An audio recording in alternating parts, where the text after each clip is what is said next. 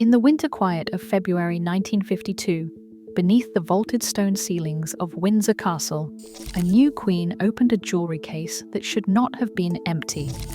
Elizabeth II stood before her father's collection for the first time as sovereign, reviewing what had been given, what remained, and what had vanished into the careful language of royal loans. The velvet interior bore a faded label in what appeared to be a palace secretary's hand, reading, "On loan, expected return." The space where jewellery once rested now held only the memory of diplomatic generosity, and the first lesson of her reign: some gifts, once offered in trust, are never meant to come back. Museum light caught the edges of other cases, full, accounted for, catalogued. This one remained open. The emptiness spoke louder than the diamonds still locked in neighbouring compartments. Palace records from the late 1940s and early 1950s would later be cited by royal historians as documenting various loans, though the details remain largely private, classified as neither theft nor gift, but something more delicate. Arrangements that had outlived expectation, formality dissolving into silence. She closed the case slowly, the brass hinges clicking with the same finality as her father's passing. Before we continue, please click the subscribe button. It helps us bring you more fascinating jewellery stories you do not want to miss. The war had just ended when Princess Elizabeth married. In November 1947, Buckingham Palace became a gallery of international goodwill, gifts arriving from Commonwealth nations, European courts, and distant relatives navigating post-war diplomacy through gemstones and gold. Each package carried meaning beyond material value, rebuilding alliances fractured by conflict, acknowledging Britain's continued global influence despite economic devastation, and expressing hope that the young princess represented renewal after years of darkness. Palace protocol guidance of the era emphasized how wedding jewelry functioned as more than ornament, each tiara and each brooch carrying political weight. Signaling alliance or favor, the final inventory catalogued more than 1,000 gifts, with dozens marked as personal jewelry, a distinction that would later prove insufficient. Royal jeweller Garrard assessed each piece for insurance and historical provenance, their ledgers noting carat weights and estimated values with the precision of archivists who understood they were documenting history. Elizabeth's handwritten thank you notes, later referenced by biographers, reveal her awareness that not all presents were hers to keep. Some belonged to the crown, some to history, and some existed in the ambiguous space between personal possession and public trust. The tension was already forming. What she received with gratitude, she could not always retain with certainty. Each piece came wrapped in expectation, in the weight of reciprocal obligation that jewelry had carried for centuries among European royalty.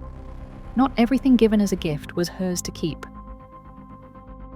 By the early 1950s, the practice of lending royal jewelry had settled into informal tradition.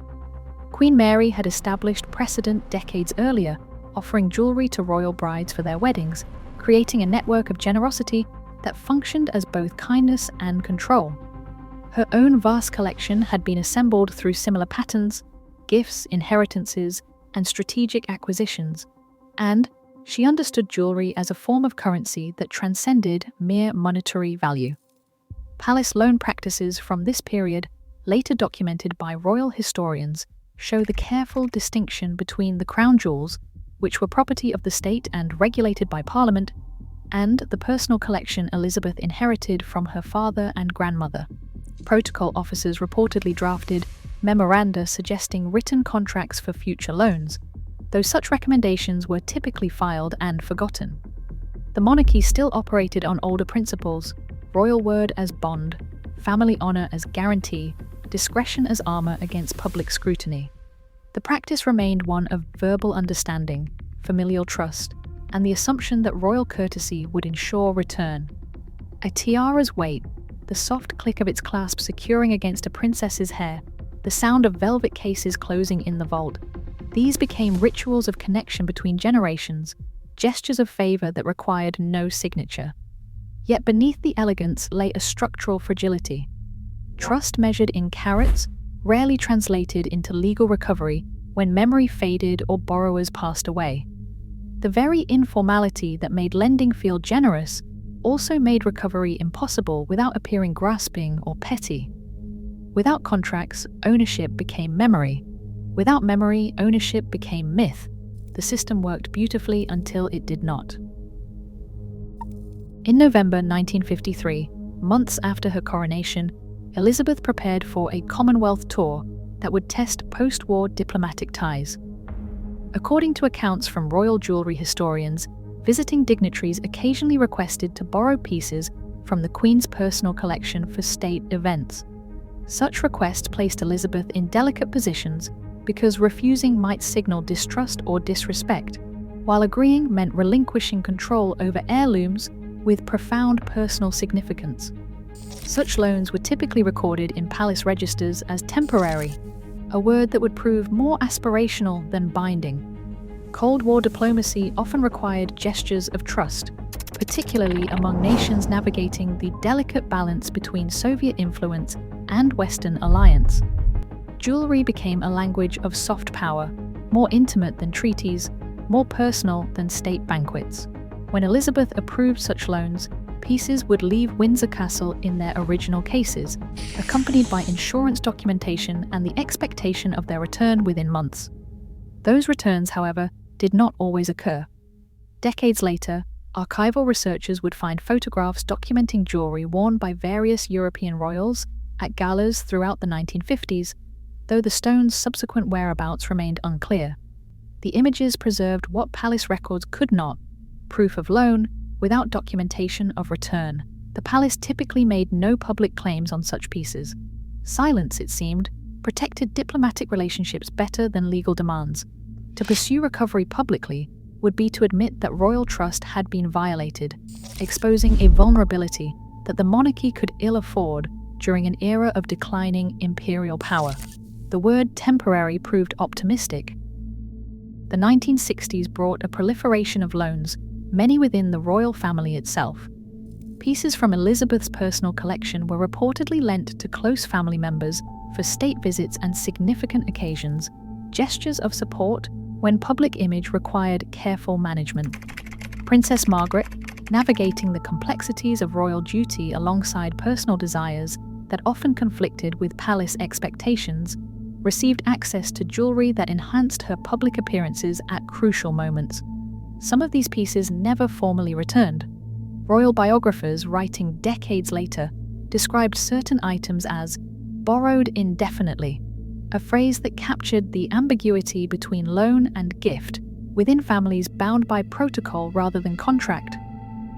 Palace officials typically made no formal requests for their return, because to do so would have been to treat family as debtors and to transform generosity into a legal transaction.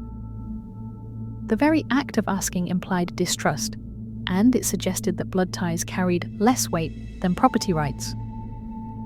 When borrowers died, items sometimes passed to their children through inheritance law that did not distinguish between borrowed and owned property. Lawyers and executors, lacking clear documentation, naturally assumed that jewelry in a deceased royal's possession belonged to that estate. The Royal Collection Trust, reviewing such matters in later years, often found photographs proving prior ownership, but no paperwork of formal transfer, only evidence that pieces had migrated into other branches of the family tree. The absence of paper trails created possession in fact, if not in law. Between sisters, some debts remain unspoken. Family loyalty trumped accounting, even when accounting might have preserved history. The 1970s brought a different kind of loss, one entangled with international diplomacy and shifting global alliances. During state visits, Elizabeth reportedly lent jewelry to visiting dignitaries, gestures intended to strengthen economic and political ties during periods of energy crisis and global uncertainty. The decade witnessed fundamental power shifts, oil embargoes, and economic instability, and Britain's diminished global influence. Jewelry became a diplomatic sweetener in negotiations where the United Kingdom increasingly played supplicant rather than superpower. Such loans were recorded in palace records, but typically carried no written agreements for return. In subsequent decades, jewelry matching descriptions from palace inventories occasionally appeared at international auction houses, though provenance trails often grew murky. Auction catalogues might say from a European estate or property of a distinguished family, without naming the ultimate origin. When questioned about specific pieces, Buckingham Palace generally declined detailed comment, maintaining privacy around what were considered private arrangements. Whether certain loans had transformed into gifts, or whether borrowers' heirs misunderstood the terms, remains unclear in many cases. Cultural differences in understanding royal loans complicated matters further. What British protocol viewed as a temporary arrangement, some recipients interpreted as permanent bestowal. Political context mattered. Challenging allied nations over jewelry during delicate negotiations carried risks that sometimes outweighed the stone's material value. In the end, generosity often had a shelf life measured in decades and diplomatic necessity. The calculus was clear. The palace preferred to lose jewelry rather than risk losing allies. Between the early 1980s and the late 1990s, Elizabeth became an unofficial source of jewelry for royal occasions, lending pieces for weddings, state events, and private functions. The practice reflected both generosity and pragmatism. Younger royals needed access to jewelry befitting their rank, yet could not afford to acquire collections rivaling those inherited over generations. Among the most photographed arrangements involved Diana, Princess of Wales, who wore various pieces from royal collections throughout her marriage. Pearl necklaces, diamond earrings, and sapphire brooches. Each appearance generated global media coverage, effectively publicizing the monarchy's treasures while binding Diana more visibly to royal tradition. These items became part of Diana's public image, elegant, restrained, and appropriate to a young princess navigating royal expectations. The jewelry functioned as costume and constraint, adorning Diana while reminding her of institutional authority. After the divorce in 1996, palace protocol would typically have required an inventory of royal property in a departing family member's possession. However, the arrangements regarding Diana's access to royal jewelry remained largely private, tangled in the emotional and legal complexities of a separation that captivated global attention. After Diana's death in 1997, the palace made no public statements about jewelry recovery. That silence, commentators said, was interpreted as either compassion or pragmatism. Recovering items from a deceased princess's estate would have generated precisely the kind of publicity the palace sought to avoid. Public sympathy overwhelmingly favored Diana. Pursuing her possessions would have appeared cruel and grasping. Some loans outlived the marriages they adorned, becoming memorials rather than recoverable assets. In the mid-2000s, auction house viewings occasionally turned up unexpected discoveries. Pieces matching descriptions from Windsor Castle inventory records would appear in estate sales after borrowers died, recognized by jewelry historians who had studied the royal collections through archival photographs and museum catalogues.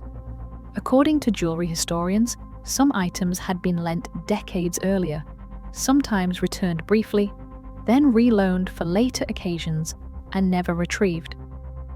Secondary loans often went unrecorded, creating archival gaps that became permanent losses. The original borrower might die, and the jewelry would remain with descendants who did not know the piece had been borrowed.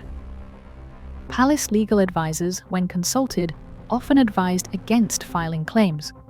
As jewelry curators have written in professional journals, pursuing legal recovery of pieces lent decades earlier, especially from estates of deceased borrowers, risked generating publicity that damaged institutional dignity more than the financial loss warranted.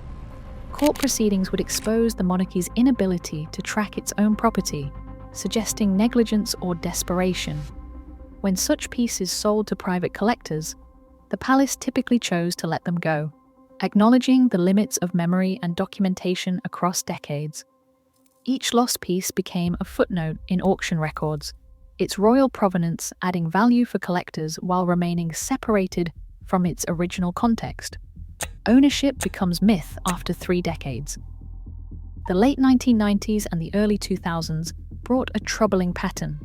Borrowers died, and their estates dispersed jewelry through wills that made no distinction between owned and borrowed property. Items lent decades earlier to various royal relatives would surface in descendants' collections, identified only by comparing them with official portrait photographs that captured monarchs and princesses wearing specific pieces on documented occasions. When such discoveries occurred, the Royal Collection Trust would review its records and often find original loan notations, but no return receipts. The bureaucratic trail simply ended, the loan recorded but the conclusion absent. Legal consultations typically confirmed the complexity, without written contracts, proving an item's status as a loan rather than a gift required evidence of intent such as correspondence, witnesses, or explicit palace requests for return. Such evidence rarely existed. The informality that had made lending feel like family generosity now worked against recovery. The trust generally chose not to pursue recovery, prioritizing family relationships over legal action. Royal families across Europe shared connections spanning generations. Alienating relatives over jewelry could damage diplomatic and personal relationships worth far more than any gemstones. As archive notes from the period acknowledge, the reality proved inescapable. Memory fades faster than gemstones. People die, but diamonds endure, indifferent to questions of rightful ownership. In the 2010s, auction houses occasionally revealed additional gaps. Multiple pieces matching royal collection descriptions appeared at major sales houses between 2010 and 2015, offered by estates of former borrowers or their descendants who sometimes had no awareness they were selling items with royal provenance. Items documented in palace photographs from decades earlier would surface at auction, sometimes purchased by collectors who only learned of a royal connection after researchers compared auction images with archival palace photographs. When contacted about specific pieces, palace representatives typically confirmed historical connections but declined to contest sales. Intervening legally would require public proceedings, exposing the full scope of unreturned loans and inviting uncomfortable questions about why recovery had not been pursued earlier. A policy had crystallized: observe, do not litigate. The reasoning held that dignity mattered more than possession. Recovering jewelry through public legal battles would generate headlines that risked damaging the monarchy's image far more than losing the stones themselves. The optics were impossible. A wealthy institution pursuing jewelry from private citizens would appear grasping regardless of legal merit.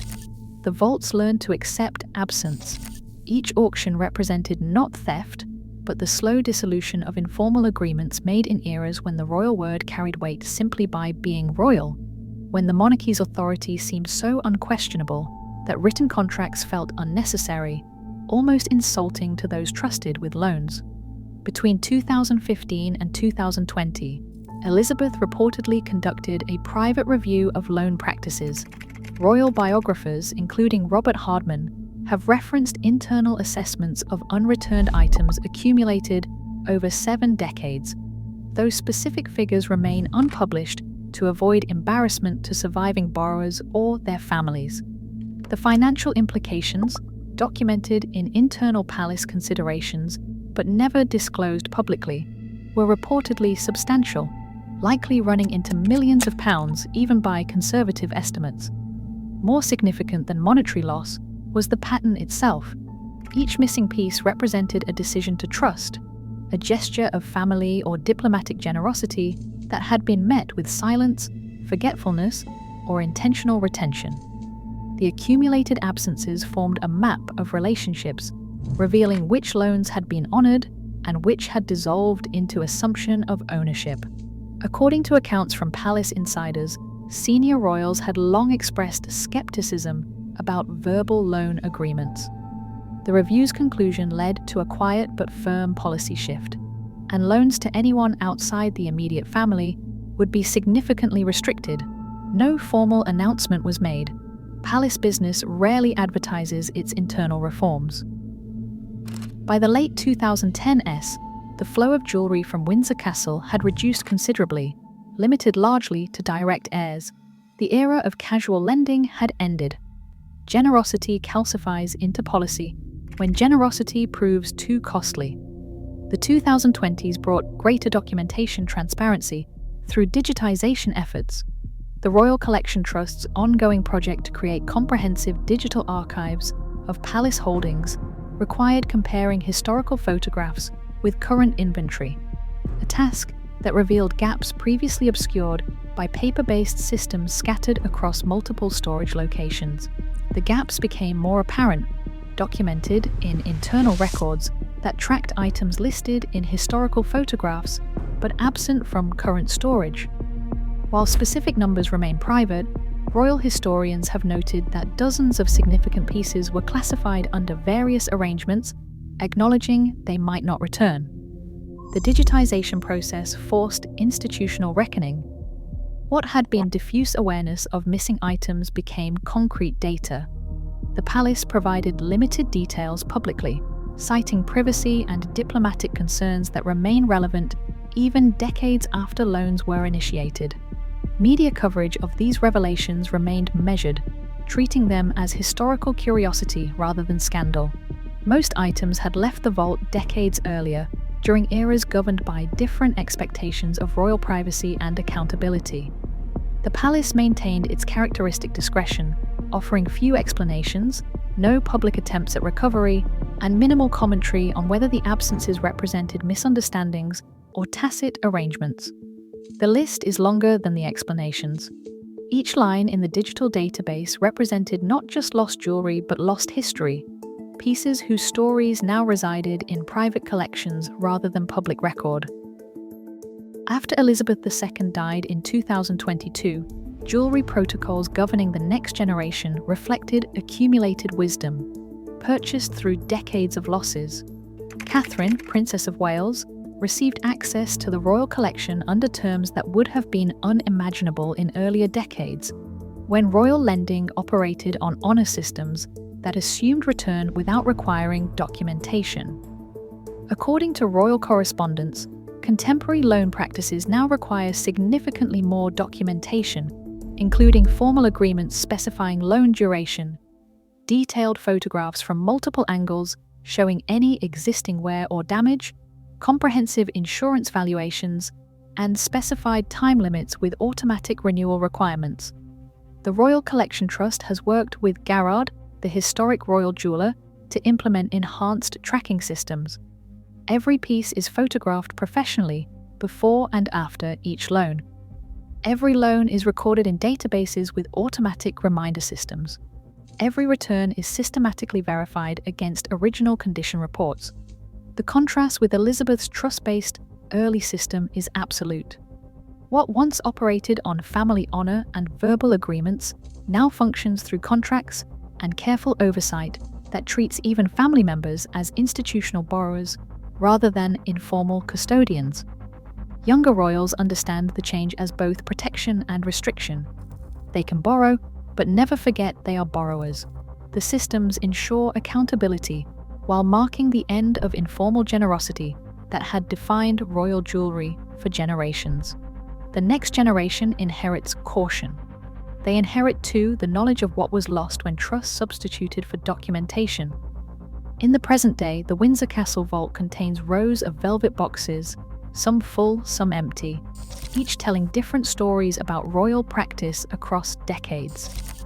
The empty cases bear labels written in various hands across decades, notations about loans, dates, and occasions, recorded by secretaries and curators who assumed the absences would prove temporary. Some borrowers are long deceased, others are elderly descendants who may be unaware their inheritance includes pieces never formally transferred, wearing jewelry without knowledge of its contested provenance. A curator familiar with royal collections observed that such gaps form part of the historical record, evidence of an era when royal generosity operated without the constraints of contract law, when trust extended across borders and family lines without demanding written agreements that would have implied distrust or commercial transaction. The questions they invite are complex. Were these lending practices acts of diplomacy, expressions of family trust, or calculated discretion that allowed retention without confrontation? Perhaps all three operated simultaneously, different factors dominating different loans. The gaps reveal as much about royal practice as the pieces that remain. They expose the tension between personal generosity and institutional stewardship, between family loyalty and historical preservation. What was never formally reclaimed may illuminate more about Elizabeth's reign than comprehensive catalogues of what stayed locked in royal vaults, revealing a monarch who chose relationships over possessions, who understood that some losses preserved more than aggressive recovery ever could. An empty jewelry case forms part of royal collection exhibitions, its velvet interior visible beneath protective glass, displayed with the same curatorial care as pieces that remain complete.